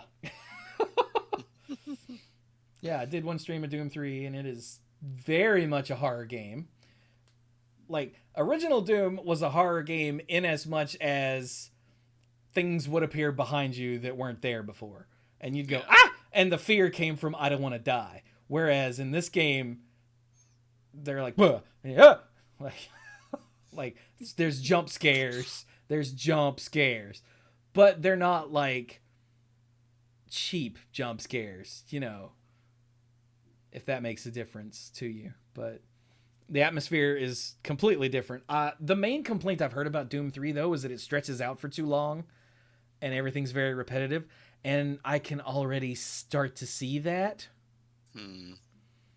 Like, already the story is like, there's a lot of story, too. You know how in Doom, the game starts and you're just in the level and you're killing zombie things? Yeah, no, there's story. It took me like half an hour to actually get a gun to shoot. I was like, what is going on? This is so weird to be named Doom. Yeah. And then once it starts, it does not hold back. It's like, all right, here, you wanted things to shoot? Here's all the things. Now shut up. And I'm like, oh, that was my bad. But, yeah, it's definitely a different animal. And like I said, I'm already starting to understand why people say it takes too long. Because, like, I had to stop because, one, it was late, and two, I was stuck. I was like, it's still the same sort of gameplay of find a key to go through a door, except the keys are now other people's PDAs that you can pick up and scan and add to your own PDA, which gives you their security clearance, essentially. And I found a door, and it's like, oh, only these two people are allowed in. And I went, okay. And I couldn't find their PDAs. And I backtracked for, like, way further than the game will ever want me to. Because it doesn't have discrete levels, exactly. Oh, I mean, it sort of does, but... And so, after I killed the stream, I was like, there's literally nowhere else for me to go. I looked it up. And inside one of the monster closets, there was a ladder that I just didn't see. And I went, oh, because there are actual monster closets, like where, just like in the original Doom, a panel will open and there's a monster in it. And I'm like, Jesus. And it's really bad when it happens right in front of you, because then you say bad words. yeah. But yeah, the room where the imp jumped out at me, the little closet where the imp jumped out at me, there's a ladder in there. And I went, okay. I would literally have never found that, so I'm glad I looked it up. So I'm going to have to do that, go find that next time I play. But anyway, yeah, and then tomorrow I'm going to get back into Final Fantasy VII Remake, which I'm very excited about. I was excited about it last week. My internet went out for like an hour and a half, and it was too late to start streaming. I was like, thanks for that, internet. Spectrum. And yeah. That'll be good. That's what we're doing. And I'll get back to Hollow Knight at some point, too. I haven't played Hollow Knight because Hollow Knight is the game that killed my controller, and so I'm a little scared of it now. But anyway, so with that, we'll be done. So, hey, Patreon, you know the deal. Become a lifeguard. I've been getting odds and ends posted. I think all of the recent ones except for last week's and this one are now up, and I've started on some of the older ones. I think I only got one or two of them. I'm getting them scheduled so that instead of shotgun blasting them out, you're drip feeding one a day. So that just seems like better for people. Also, I have the Patreon RSS feed set up, finally, which I thought I did forever ago. And Violet Moon poked me and was like, hey, you ever thought about setting up the Patreon RSS feed? And I ignored it because I was like, yeah, I did that forever ago. And I looked, no, I did not, idiot. Jesus. So now you can, as long as you're a lifeguard at the appropriate tier, you'll get an RSS feed that will let you listen to all of the audio stuff that's available for your patron tier. You just have to copy the link and put it in your podcast app of choice. So that'll make it a lot easier to actually listen to all this audio that I'm releasing for you guys. So yay. But okay.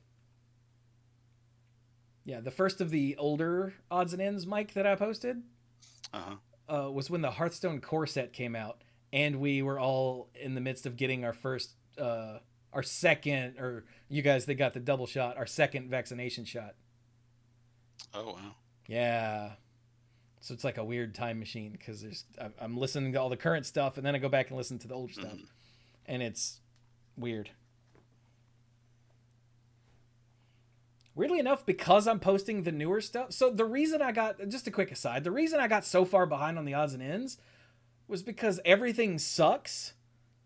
And then going back and listening, and it was constantly getting worse and worse and worse. What with, you know, the pandemic and whatnot. But I'd go back and listen to the older odds and ends of us where we were like, man, this sucks. When it was nothing compared to current. And it was really, really like psychologically hard for me to listen through to be able to post. And so I just didn't, which I know it was the wrong decision, but like I would listen through a few minutes of it and be like, I physically cannot do this because it would bring me down so hard. And if I found myself in like the right mindset, I could monster through a bunch of them without it affecting me. But if I wasn't in exactly the right mindset, I could not do it. So I apologize to all of you lifeguards who I've been shorting all this time. But I decided at some point a while back that I would do the current ones in addition to the older ones. So instead of the gulf getting bigger and bigger and bigger, there would just be a section back here that I missed. And for some reason, that has made it a lot easier for me to listen through. And I'm not sure why. I guess it's because, like I said, it's not this widening gulf that stretches off into infinity, because now I'm caught up from that point to now. So what I haven't done will never get bigger, only smaller, if that makes sense. And I think that had a lot to do to kick me in the ass to get me back on them, regardless of mindset. So yeah, being a one-man show to get all of this stuff done is really hard. Like not the podcast, that's a four-man show, but you know what I mean? Everything else is just me. And I'm looking at the camera as if this is a video feed, but yeah, it's something's got to give every once in a while, and anything that was actively negatively affecting my mindset at a time when my mindset was literally all I had, I just couldn't do it. So again, apologies. Now, I've been behind for way further than that, but that was back when I was doing like the daily YouTube videos and everything, and I could fit it in where I could, but a lot of times I just couldn't. And since then, I'm like, I've got to get these done. It's been all psychological. So apologies again, but hopefully you understand that I can't keep doing, or back then, I couldn't keep doing this thing that was actively wearing me down more than the rest of life was passively wearing me down, if that makes sense. Just a little peek into my mindset here as a content creator. But anyway, if anyone's thinking I should become a full-time content creator, maybe don't jump straight into full-time. just saying. Keep your real job while you can, unless, like mine was, it's actively killing you. But yeah, this is not a life I can wish on very many people. Anyway, it's great. Don't get me wrong, but it's also awful in completely different ways. But just know what you're getting into. Anyway, right. Lifeguards, Patreon. The sponsorship shout out for the Mythic Lifeguards. Here we go. Thank you to Kim Ho, Jake Jansons, Timu Hillis Haryu, Jason Kaus, Andrew Hunt, the Beastfather Aaron Goodwine, Al, hey look, that guy I mentioned earlier, Jason Doan, Cody Buckowing, Casey, John Parker, Beardy Man, Scuzzo, Connor Kennedy, Violet Moon, thank you again, Vi, Pinball Witch, ALK Alters, Mr. Dr. Lewis, and Andrew Odie. Whew, I can feel my voice starting to go. So, with that, we will be done with the Mana Pool number 662. I hope you all enjoyed it. I think we stayed on task a little bit better this time than last. You think? And Mike fell asleep. Oh God, maybe he did. Sorry, I didn't hear your question. Yep. I had something going on. Never mind then. What was the question? What I said was I think we stayed on task a little better this time than last time. Yes, I think so. Yeah. So let us know what you like or don't like about any of these genres and games that you hate or don't hate or whatever. What's the best and or worst game in any of the genres we talked about this week or last week? Go listen, not last week, but the last one. Go listen to that if you didn't. It was fun. But okay, so with that, we will be done with the Maniple number 662. Thank you all so very much for listening, and go play some video games.